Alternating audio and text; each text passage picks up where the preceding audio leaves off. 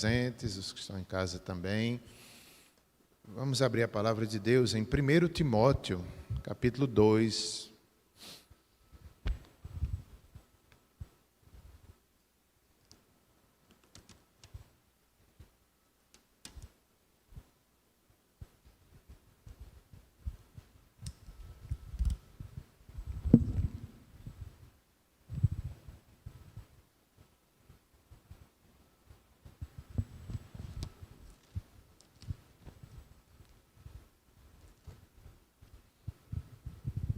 Primeiro Timóteo, capítulo 2, versos de 1 a 8.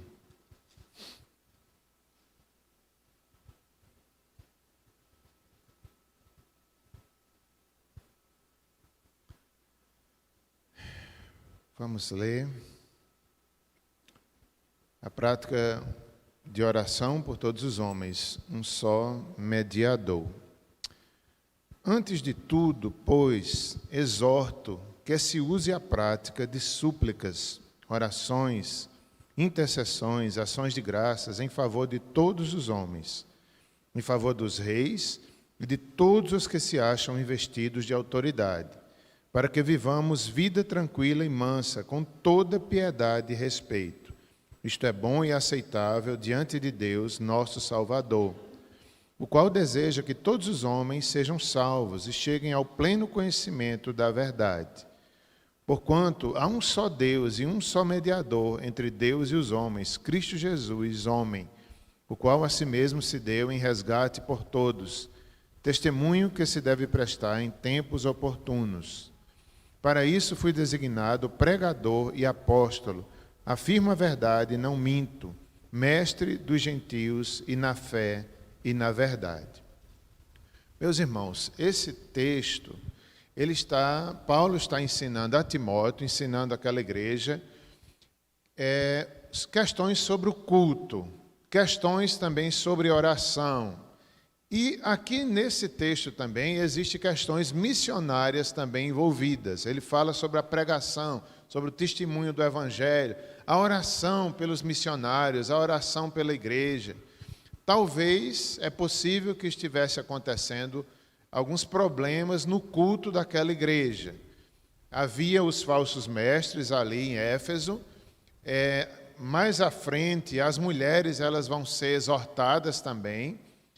Os homens são ensinados, a orar, levantando mãos santas, as mulheres de semelhante modo.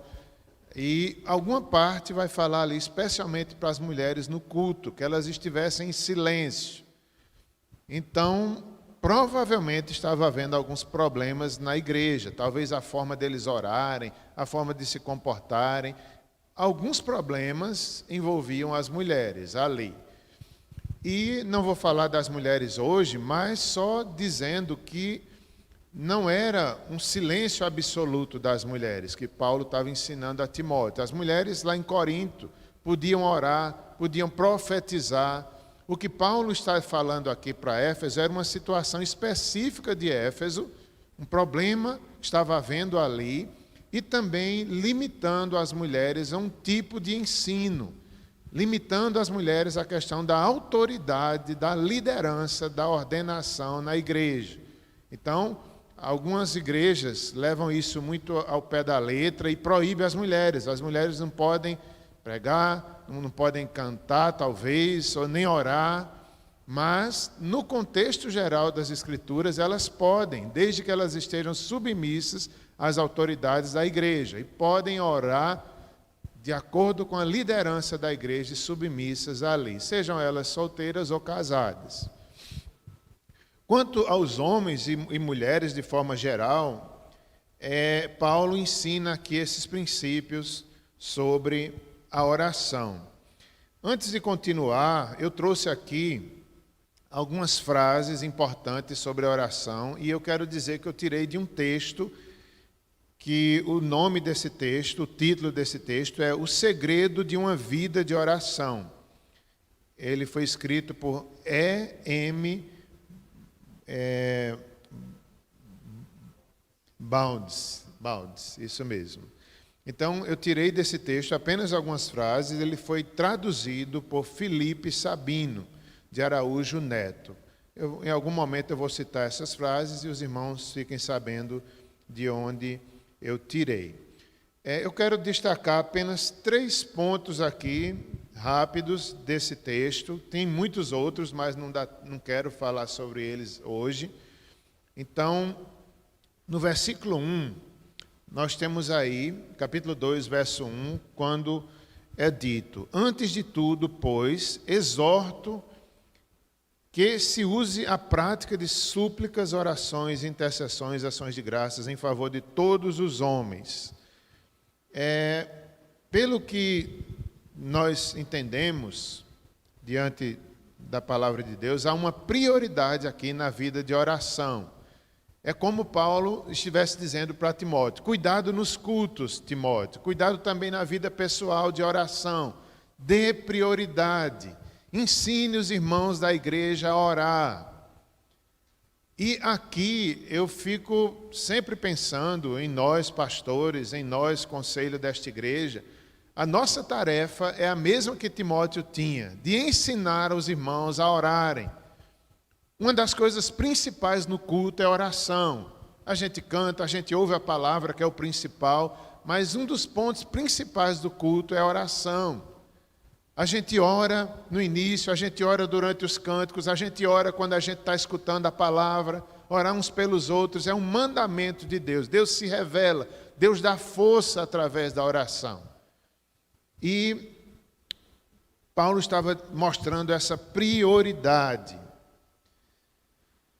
E era uma exortação, eles precisavam aprender isso. E isso também nós precisamos, priorizar. Como é bom dar tempo a Deus. Esse autor que eu citei aqui, que eu tirei algumas frases, é um pequeno texto, e a ênfase que ele traz, ele mostra que a gente deve gastar muito tempo em oração. Ele mostra que a Bíblia caminha para isso. Jesus orou muitas vezes, Jesus passava a noite inteira orando. Claro que a gente pode ter pequenas orações, mas normalmente essas pequenas orações, elas são reflexos de uma oração maior antes, que a gente ali está alimentando em fé, em petições, em orações.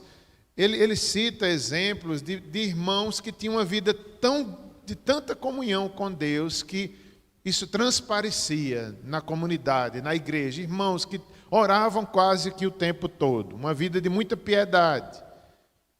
Tinha seus momentos de orações. Eu vou citar algumas frases aqui. Mas antes de citar, eu só quero terminar um pouco essa ideia do verso 1, quando ele diz aqui os tipos de orações: súplicas, orações, intercessões, ações de graças em favor de todos os homens. Algumas pessoas entendem que isso não há distinção entre súplica, intercessão, quer dizer apenas uma coisa: ore, é um mandamento de Deus orar, não importa se é intercessão ou se é uma súplica. Já outros autores fazem uma diferença, eles mostram súplica como um pedido a Deus, a intercessão como orar pelos outros, e em tudo isso com ações de graças. O importante é que a gente faça a distinção ou não, ore, dependa de Deus, busque a Deus, dê a Deus a prioridade maior da sua vida e gaste tempo com isso. Porque se a gente ama algo, a gente gasta tempo com aquilo. Agora sim farei as citações. Nesse texto que eu já mencionei, ele cita ali o bispo Andrews. Ele empregava, em geral, 5 horas diariamente na oração e na devoção. Veja que exemplo para nós. Um homem igual a nós, era um bispo, ele diariamente, normalmente, ele orava 5 horas de oração e devoção diária. Era um homem ocupado, era um homem com a agenda cheia, mas ele dava essa prioridade a Deus. E o testemunho é que as coisas práticas aconteciam muito mais suavemente. Deus agia, Deus abençoava, e aquele tempo era como se aquele tempo que ele investiu em oração, as outras coisas se tornassem mais fáceis. Pelo menos essa ideia que parece trazer. Calvino, quero citar também o exemplo de Calvino, que é um grande teólogo. Nossa igreja é uma igreja calvinista, a Igreja Presbiteriana do Brasil, e Calvino deixou uma herança de muitas obras, talvez a principal, as Institutas, e é um dos assuntos, é o mais longo capítulo das Institutas, é dedicado à oração. Então, o que é que eu estou querendo dizer? Um homem, um teólogo tão sábio, tão estudioso, às vezes a gente pensa que Calvino não era um homem de oração. Mas, nas próprias Institutas, o maior capítulo é sobre oração. Quem conhece um pouco da vida de Calvino, ele era um pastor de fazer cartas, de visitar, de orar. Então, era um teólogo prático, era um teólogo de oração. E assim nossa igreja deve seguir, não só na teologia, não só no ensino, mas na oração, na vida piedosa também. Calvino propôs 4 regras para a oração. Primeira, a reverência. Quem ora deve ter reverência a Deus. Isso significa evitar arrogância, evitar um coração arrogante diante do Senhor. Segundo, a contrição, que é um coração arrependido. Todo que ora deve estar arrependido dos seus pecados, saber que é pecador. Terceiro, humildade, significa ter em mente a glória de Deus. Toda oração nossa, devemos pensar na glória de Deus, antes do nosso pedido. Quem ora se entrega, quem ora diz, Senhor, seja feita a tua vontade, Senhor, que a tua glória seja maior do que as nossas orações, maior do que os nossos desejos. Em quarto lugar, a confiança, que é uma firme esperança que a oração será respondida conforme a vontade de Deus. Todas as nossas orações são ouvidas e são respondidas conforme a vontade do Senhor. Nenhuma delas Deus está desatento ou não está vendo, mas Ele fará no seu tempo, na sua vontade e para a sua glória, seja ela individual ou coletiva. A oração é parte principal do culto. Vejamos essa frase aqui. Tem-se chegado às maiores resoluções práticas, aos quais tem enriquecido e aformoseado a vida humana nos tempos cristãos, por meio da oração. Isso é uma frase do Canon Lindon, e ele mostra isso, de forma bem simples. Quanto mais você ora, mais a vida prática se desenrola, mais você ama o próximo, mais você respeita, mais você tem a graça e a sabedoria para viver como cristão. Orações curtas. Normalmente elas funcionam como apoio e eficiência às orações extensas que as precederam. Essa questão, né? Tem gente que ora muito rápido, tem gente que não gasta tempo na presença de Deus. Então ele faz uma crítica: como é que a gente não gasta tempo naquilo que a gente ama? Existem orações curtas, podemos orar de forma curta, sim, mas sem esquecer de gastar tempo, porque se a gente ama a Deus, a gente deve gastar muito tempo com Ele. Como eu já disse, Jesus orava às vezes a noite inteira. Esses homens aqui da história do cristianismo, alguns deles 5 horas por dia. Então a gente não tem que ter pressa na oração. Às vezes a gente passa o dia inteiro fazendo pequenas orações, isso é normal, isso é bom, mas não devemos só pensar nesse tipo de oração. Oração, a gente chamava antigamente de orações flechas, orações rápidas. Tudo bem, ela tem o seu lugar, mas possamos dar o melhor do nosso tempo a Deus. Lutero também disse: se eu deixar de empregar 2 horas em oração todas as manhãs, o diabo terá vitória o dia inteiro. E tenho tanto trabalho que não posso realizá-lo sem gastar 3 horas diariamente em oração. Então, um exemplo, um homem cheio de trabalho, uma agenda cheia, mas ele investia mais na oração. Isso deve ser nosso objetivo também. Porque às vezes a gente faz o contrário. Quanto mais nossa agenda está cheia, menos oração a gente investe ou a gente faz. Ah, não, eu estou muito cheio hoje, então hoje eu vou orar menos. Lutero fazia o contrário. Quanto mais cheio, então eu preciso de mais oração. John Wesley passava 2 horas diárias em oração. Ainda no verso 1, Paulo diz a Timóteo, em favor de todos os homens. Significa que nós devemos orar em favor de reis, de autoridades, de pessoas de todas as nações, pobres, ricos, brancos, negros, não há diferença. A oração ela não é seletiva. Significa também que nós devemos orar por crentes e descrentes, reis, governantes, sejam eles crentes ou não crentes, eles estão sob o domínio de Deus. Em outras palavras, a gente não pode selecionar nossas orações. Há alguns teólogos que falam que nós só não devemos orar por aqueles que cometeram o pecado para a morte. Eu acho isso tão forte. Mesmo assim eu oro, pedindo misericórdia, pedindo graça e pedindo a justiça de Deus na vida daquelas pessoas. Eu creio que nós devemos orar até mesmo pelos que estão sendo julgados. Cabe a Deus julgar, a nós pedir misericórdia. Se Deus tiver que julgar alguém, Ele fará.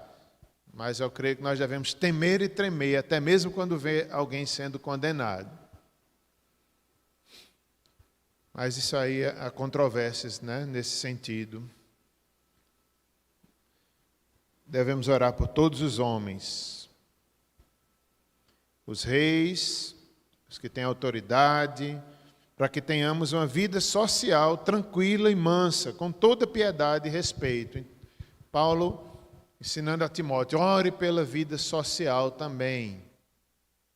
Isso nós devemos fazer pela nossa cidade, pelo nosso país, pedindo, agradecendo, orando por todos os homens, pela salvação, ainda que todos não sejam salvos, ainda que todos não sejam eleitos, nós devemos pregar para todos e orar por todos.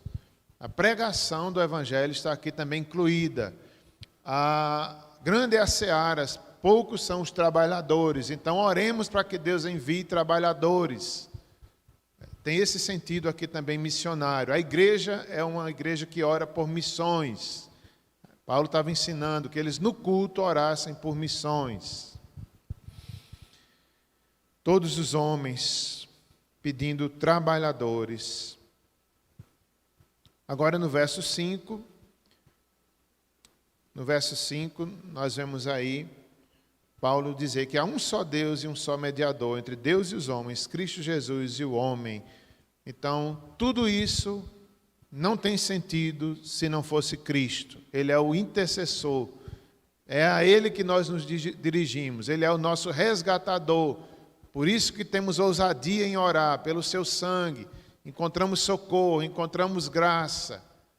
Ele é a razão e é submissos a Ele, é no nome dEle que oramos. Quero finalizar por aqui, vamos continuar orando.